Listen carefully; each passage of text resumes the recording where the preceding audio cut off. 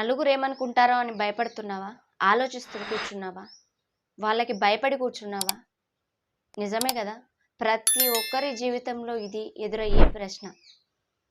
చాలామంది ఒక పని చేయాలంటే వాళ్ళు ఏమనుకుంటారో, వీళ్ళు ఏమనుకుంటారో, ఏదైనా స్టార్ట్ చేయాలనుకుంటే వాళ్ళు ఏం మాట్లాడుకుంటారో, ఫ్రెండ్స్ ఏమనుకుంటారో, రిలేషన్స్ ఏమనుకుంటారో, ఫ్యామిలీ మెంబర్స్ ఏమనుకుంటారో, ఈ విధంగా ప్రతి ఒక్కరూ ఆలోచిస్తూనే ఉంటారనమాట. అది ఎంతవరకు కరెక్ట్ చెప్పండి? ఒకసారి మీకు మీరే ఇమాజిన్ చేసుకోండి.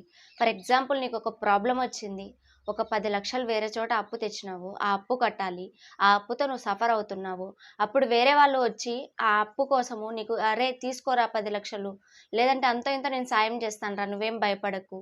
పోనీ డబ్బులు సహాయం చేయకుండా కనీసం మాటైనా అరే కష్టం వచ్చిందని నువ్వు బాధపడతావా, ఈరోజు కొంటే రేపు తీరుద్దాం, వాళ్ళతో మాట్లాడదాం, నేనుంటాను, ఏం కాదు నీకు అనేసి చెప్పి ఏమైనా తోడు నిలిచే వాళ్ళు ఎవరైనా ఉన్నారా? ఎవరైనా సరే, మీ ఫ్రెండ్స్ కావచ్చు, మీ రిలేటివ్స్ కావచ్చు, ఎవరైనా కావచ్చు, అలాంటి వాళ్ళు ఎవరైనా ఉన్నారా? ఎవ్వరు ఉండరు. మరి అలాంటి వాళ్ళ కోసం నువ్వెందుకు ఆలోచిస్తున్నావు నాకు అర్థం కావట్లేదు. ఆలోచించాల్సిన అవసరం ఏముంది? ఒక పని స్టార్ట్ చేయాలంటే నీకు నచ్చాలి, దాని మీద నీకు ప్యాషన్ ఉండాలి, అంతే తప్ప వాళ్ళు ఏమనుకుంటారో వీళ్ళు ఏమనుకుంటారో అని కూర్చొని ఆలోచించావనుకో, లాస్ట్కి నీకేమో ఏం మిగులుతుంది అంటే చేతిలో చిప్ప మాత్రమే మిగులుతుంది. దయచేసి అర్థం చేసుకో. ఇన్ని రోజులంటే వదిలేసినావు, కనీసం ఇప్పుడైనా కూడా నీకు ఒక పని స్టార్ట్ చేయాలని అనిపించింది అన్న తర్వాత నువ్వు వెంటనే స్టార్ట్ చేసేయి. అది ఎవ్వరికి చెప్పాల్సిన అవసరం లేదు. వాళ్ళ డెసిషన్ వీళ్ళ డెసిషన్ నీకు ఇంపార్టెంట్ కాదు. వాళ్ళు ఎవరు నీకు తోడు రారు. నువ్వు కష్టంలో ఉంటే ఎవ్వరు రారు. ఇంకా చాలామంది స్టూడెంట్స్ కూడా అంతే.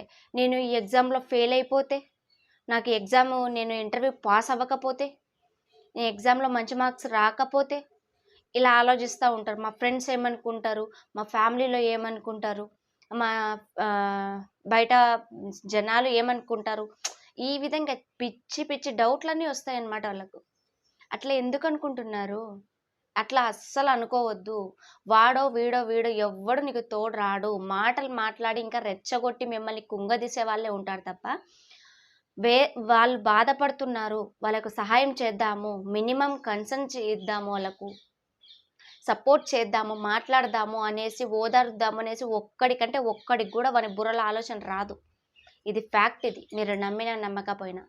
నీ ముందర మంచి మాటలు మాట్లాడొచ్చేమో, కానీ నీ వెనక నువ్వు వెళ్ళిన తర్వాత నీ గురించి అదే మంచిగా మాట్లాడిన వ్యక్తే నీ గురించి మళ్ళీ వాడు అలా ఉన్నాడురా, ఇలా ఉన్నాడురా, వాడు కావాలని ఇట్లా చేసుకున్నాడు, వానికి బలుపు వచ్చిందిరా, కొవ్వురా వానికి ఇలా చేసుకోవడానికి అనేసి నీ గురించే మళ్ళీ వేరే వాళ్ళ దగ్గర చెప్తారు. అది నీకు తెలీదు. కాబట్టి వీటన్నిటిని పక్కన పెట్టు. ఆ నలుగురు సినిమా చూసినారా?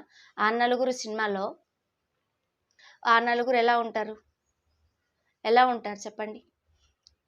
సొంత కొడుకులే దగ్గరికి రాదు, వదిలేసి వెళ్ళిపోతారు అందరూ. అవునా కాదా? కాబట్టి మన కడుపున పుట్టిన వాళ్ళే మనకు లేనప్పుడు పక్కన వాళ్ళు ఎట్లుంటారబ్బా? ఎందుకు నీకు సహాయం చేస్తారు చెప్పు?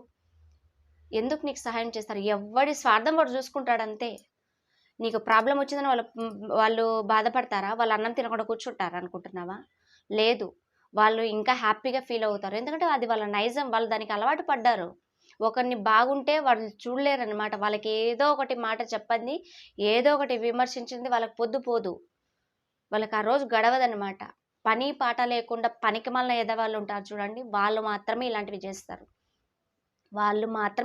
చేస్తారు. ఒక చిన్న జాబ్ వచ్చింది నీకు, చిన్న జాబ్, ఒక 10,000 శాలరీ, లేదంటే ఒక 5,000 శాలరీ. నువ్వేమో ఇంజనీరింగ్ చదువుకున్నావు, ఇంకా వేరే వేరే పెద్ద పెద్ద చదువులు చదువుకున్నావు, నీకు ఒక చిన్న జాబ్ వచ్చింది. నీ ఫ్రెండ్స్ అంతా కూడా వాళ్ళు చాలా పెద్ద జాబ్స్లో స్టేజ్లో ఉన్నారనమాట. ఉంటే ఏమవుతుందంటే, వాళ్ళేమో అంతంత పెద్ద జాబ్ చేస్తున్నారు, మరి నేనేమో ఇంత చిన్న జాబ్ చేసుకుంటున్నా, మరి ఏంటి అనేసి నీకు వాళ్ళ ముందర కొంచెం షేమ్ అవుతుంది.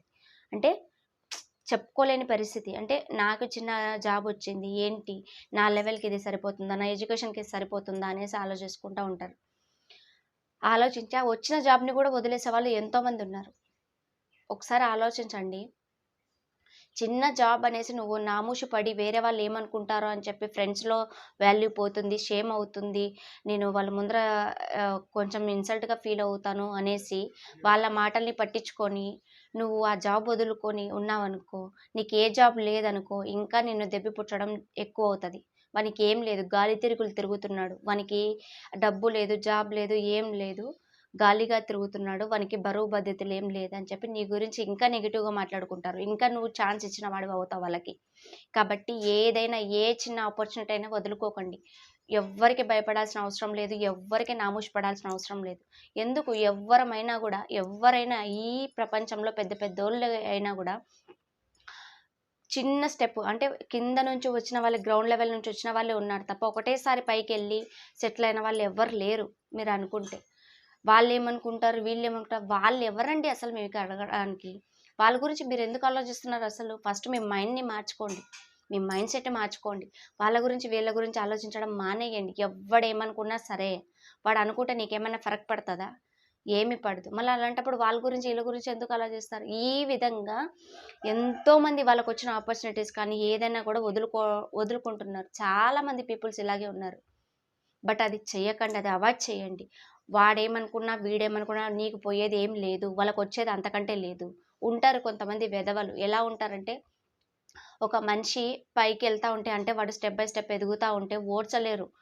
వాడు ఒక 10 లక్షలు డబ్బు సంపాదించుకున్నాడు అనుకోండి, అప్పుడు ఏమంటారు, అరే వీడు ఎక్కడో కన్నం పెట్టాడురా, లేదంటే వీళ్ళు నలుగురు కలిసి ఏదో కుమ్మక్కు చేశారురా, అందుకే ఇంత డబ్బులు సంపాదించుకున్నాడు, అట్లా ఇట్లా అంటారు. కానీ వాడు ఎంత కష్టపడి ఉంటాడో వానికి మాత్రమే అర్థమవుతుంది.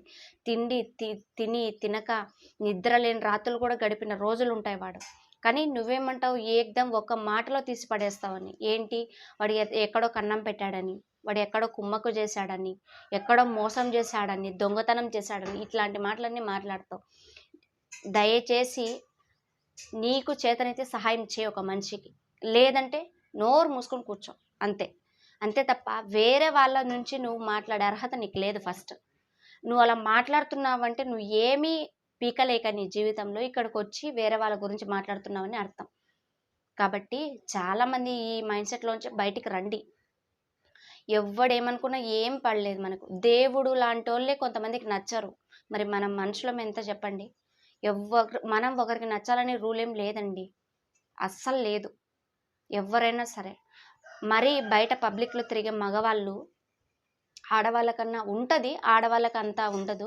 ఎందుకంటే వాళ్ళు ఇంట్లో ఉంటారు కాబట్టి. మగవాళ్ళకు బయట తిరిగే వాళ్ళకి ఈ ప్రాబ్లం చాలా ఫేస్ చేస్తారు.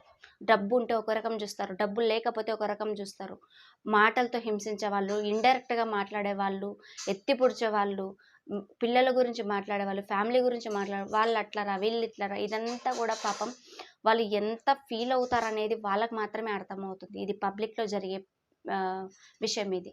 కాబట్టి ఒకరి గురించి మనము అనేటప్పుడు జాగ్రత్తగా నోరు అదుపులో పెట్టుకొని మాట్లాడండి. ఎవరైనా సరే, ఒక్కరి గురించి మాట్లాడే రైట్ నీకు లేదు. అలాంటప్పుడు నీదేదో నువ్వు చూసుకో, వేరే వాళ్ళ మీద పెట్టే ఫోకస్ ఏదో నీ మీద నువ్వు పెట్టుకో. నీ లైఫ్ బాగుంటుంది, నీ ఫ్యామిలీ లైఫ్ కూడా బాగుంటుంది.